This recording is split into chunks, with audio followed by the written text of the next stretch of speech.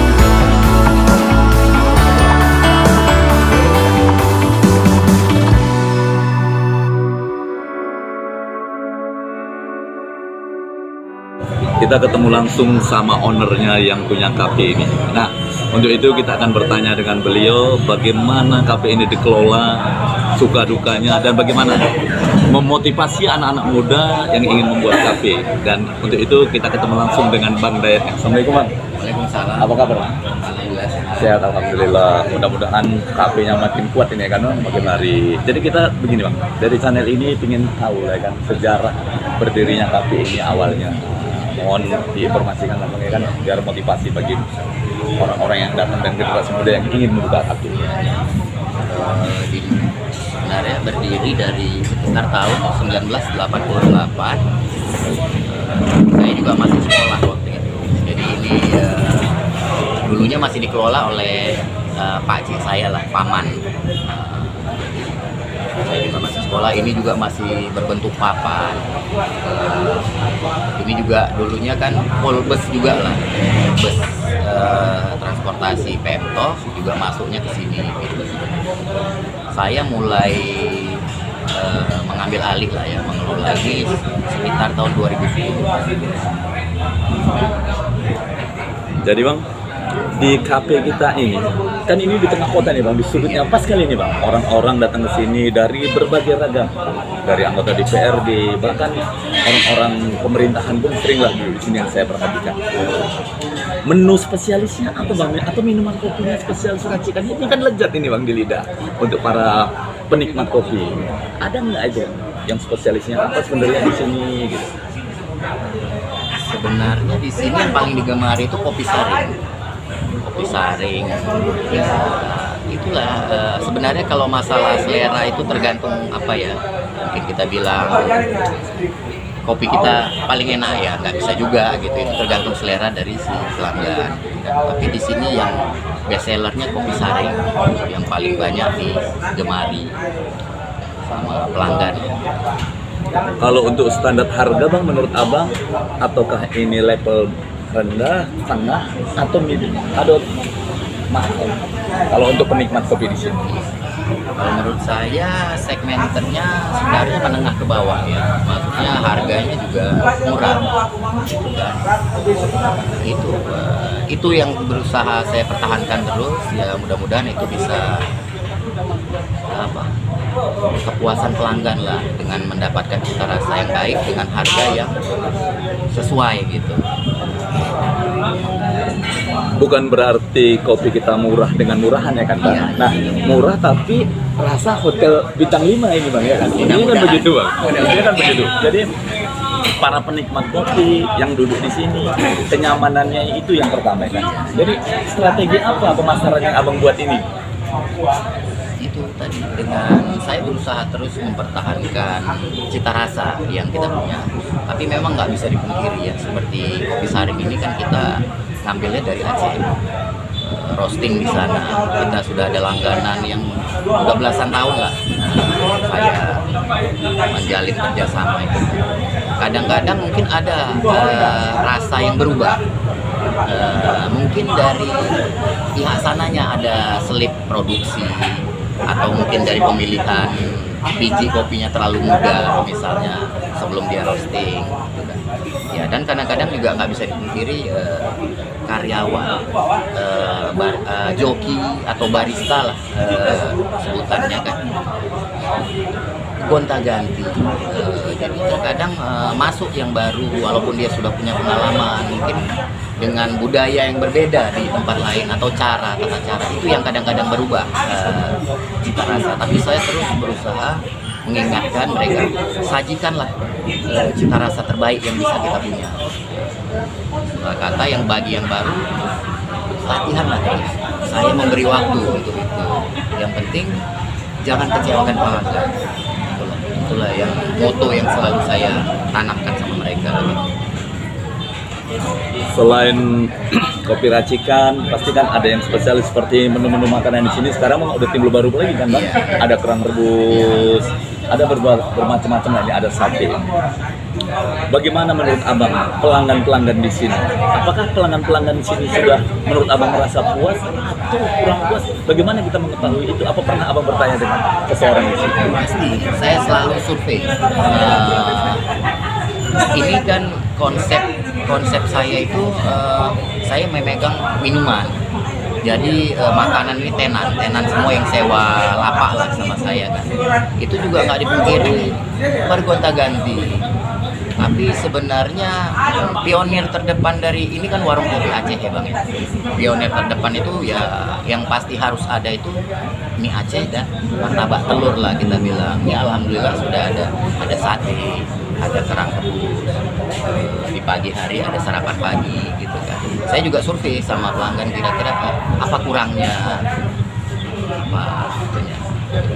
Ya alhamdulillah sampai saat ini pelanggan puas dengan makanan dan minuman yang ada di sini gitu. Cuman mereka terkadang mengeluhkan tuh masalah pelayanan gitu yang dalam hal ini Bang, ini kan bukanya kalau saya lihat hampir 1 bulan, pasti libur 1 hari. Nah, pada waktu saat libur, ataukah itu memang diberitahu oleh seluruh pelanggan, atau bagaimana Bang? Nah, konsepnya Abang buat ini. Kan kadang-kadang kan pelanggan kan kecewa Bang, mau singgah ke sini ya. Jadi kita ingin tahu, apakah memang ada pengumuman, oh tanggal sekian kita libur, nah, apakah memang harus schedule-nya gimana. Jadi kita mana tahu kan Bang, bisa disampaikan, jadi pelanggan itu nanti oh pas akhir bulan tanggal sekian pasti libur. Nah, gimana itu Bang cari schedule-nya? Budaya yang sudah ada selama ini tuh saya memberi libur untuk mereka di minggu keempat di akhir bulan, dan biasanya jatuh di hari Minggu. Ini mungkin akan ada perubahan. Sebenarnya saya kasih pilihan buat mereka ini kan, karena kebetulan ini pada umumnya pekerjanya yang dari luar kota. Jadi di sini ada kamar karyawan, mereka tinggal di sini. Selama ini kan ya mungkin butuh waktu refreshing gitu. Jadi saya kasih pilihan, mau bergantiankah atau kita serentak tutup semua. Itu pasti diinfokan dengan tenan makanan, itu pasti diinfokan beberapa hari sebelum itu pasti. Cuman mungkin ada yang terlewatkan kepada pelanggan gitu kan. Jadi nggak tahu, belum tahu nih ke depannya apakah saya kembalikan juga lagi ke mereka. Kalau menyanggupin pakai sistem rotasi, jadi kita tetap buka terus, mereka bergantian. Nanti ada yang libur besok hari itu ambil lembur, nah kira-kira seperti itu. Dengan menjamurnya kafe nih Bang ya kan, menjamur luar biasa. Artinya Abang kan ingin mempertahankan bagaimana konsistennya Abang meracik kopi Abang. Nah, ini kan kafe-kafe di Sumatera Utara ini dominan ini kan orang-orang kita dari Aceh nih Bang. Nah, apa penyebabnya itu kok bisa Sumatera Utara, Medan khususnya ini sekarang kok orang Aceh semua yang buat kafe, sementara masyarakat sini Medan kan mayoritas itu orang kita Batak, pendatang orang Jawa itu pasti ayam penyet apa macam. Tapi kita melihat dari sudut semuanya orang Aceh semua yang punya menguasai kopi. Apakah memang di Indonesia ini orang Aceh itu memang trennya kopinya ini? Apa menurut Abang? Menurut saya sebenarnya di Aceh, saya kebetulan orang Aceh, cuman lahir dan besar sudah di Medan.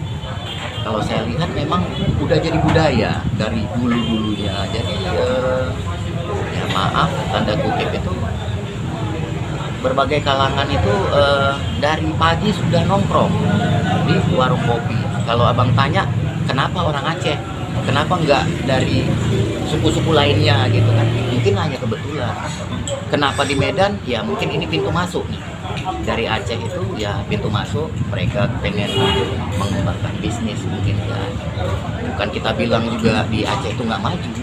Kalau saya lihat saat ini maju sekali perekonomian di sana, maju setelah tsunami lah terutama ya gitu ya. Ya mungkin mereka pengen melebarkan bisnis lah kan. Kebetulan aja orang Aceh, bukan hanya di Medan Bang, warung kopi itu di Jakarta juga banyak orang Aceh yang membuka warung kopi dan banyak yang berhasil. Sekarang ini kan Bang, mudah-mudahan pandemik segera berlalu. Amin. Perekonomian kan sudah mungkin akan tertata seperti semula, tapi dengan zona yang baru. Nah, kalaulah ada generasi muda yang ingin buka kafe, apa saran-sarannya, bagaimana harus menunjangnya? Kalau kita tahulah PM Toh ini Bang, dikelola dari tahun 88, artinya hampir 35 tahun.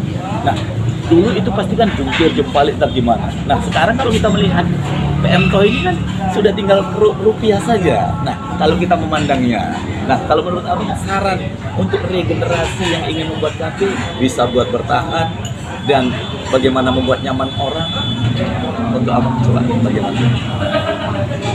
Tingkat kesuksesan itu relatif. Kalau Abang bilang saya tinggal mengeruh apa, ya alhamdulillah saya syukuri. Tapi sebenarnya ada target yang belum saya capai. Itu juga masih jadi PR buat saya dan buat kawan-kawan yang apa kan. Saya juga gimana ya? Ini kan teamwork istilah kata.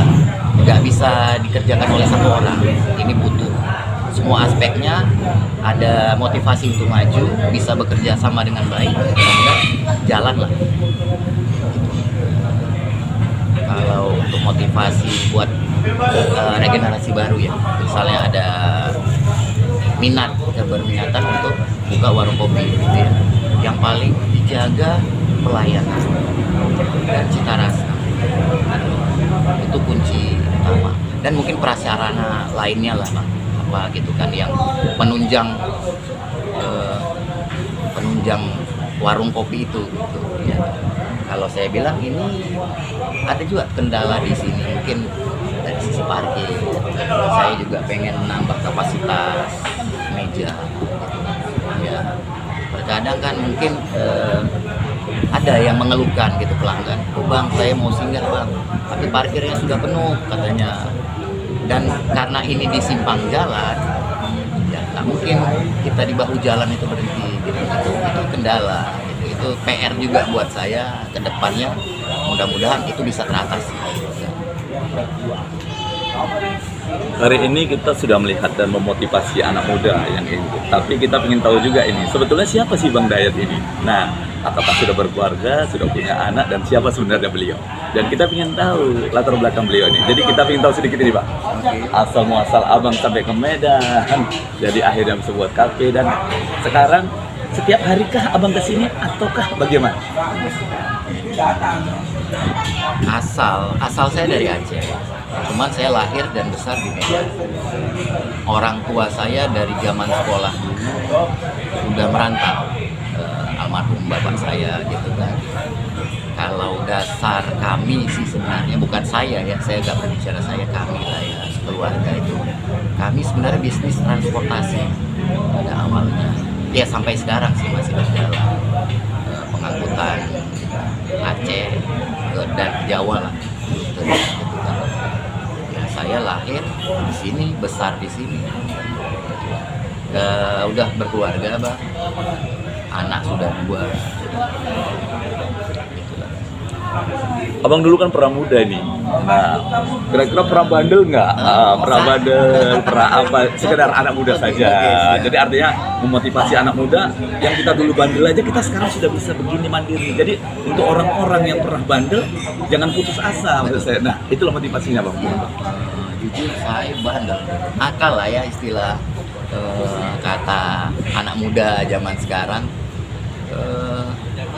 Ya contohnya nikah saya telat, saya dulu itu kebanyakan main gitu kan. Itu juga lah mungkin yang sebenarnya buat kalau kita tuh belum meninggalkan yang nakal-nakal itu, hidup kita pun nggak lurus lah istilah kata. Kita punya cita-cita itu mungkin nggak akan tercapai 100%-nya gitu kan. Jadi apa? Jangan pernah menyerah. Nggak ada kata terlambat untuk memulai yang baik gitu kan. Saya bisa, kenapa kawan-kawan nggak bisa? Gitu kan kira-kira ya Bang. Saya juga bukan arti kata sekarang ini baik, tapi saya belajar, berusaha untuk bisa baik dan bisa hidup ini bermanfaat lah untuk orang lain. Alhamdulillah.